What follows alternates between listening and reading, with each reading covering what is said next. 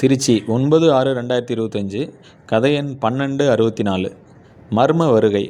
அப்படியே ஷாக் ஆகிட்டேன். ஒரு நிமிஷம். இப்படி எப்படி நடக்க முடியும்? சாதாரண விஷயந்தான், ஆனால் அதில் ஒரு கதைக்கான முடிச்சு உள்ளது. ஸ்ரீராம் புன்னகைத்தவாறு நின்றார்.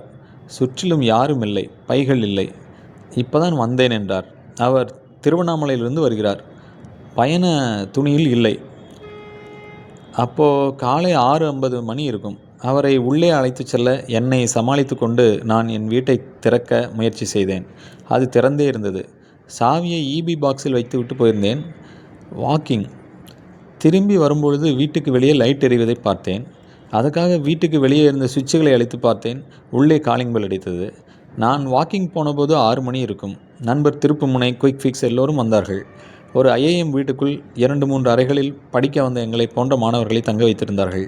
அங்கே ஆள் நடமாட்டமே கிடையாது. வெகு தூரம் அமைதி நிலவியது. நான் வெளியே போன பிறகு மாற்று சாவி போட்டு திறந்து மற்றொரு அறையில் ஸ்ரீராமை தங்க வைத்துவிட்டு சென்றிருக்கிறார்கள். அது எனக்கு தெரியாது. நான் விளக்கு என நினைத்து காலிங் பெல் அடித்தபோது ஸ்ரீராம் சிறிது லேட்டாக வந்து கதவை திறந்திருக்கிறார். அப்போது நான் வீட்டின் மறுபக்கம் இருந்த சாவியை எடுத்து கொண்டு இருந்திருக்கிறேன். இதெல்லாம் தெரியும் முன்பு ஒரே குழப்ப அதிசயமாக இருந்தது. அவர் உள்ளே இருந்து வந்ததை பார்க்கவில்லை. வியப்புத்தான்.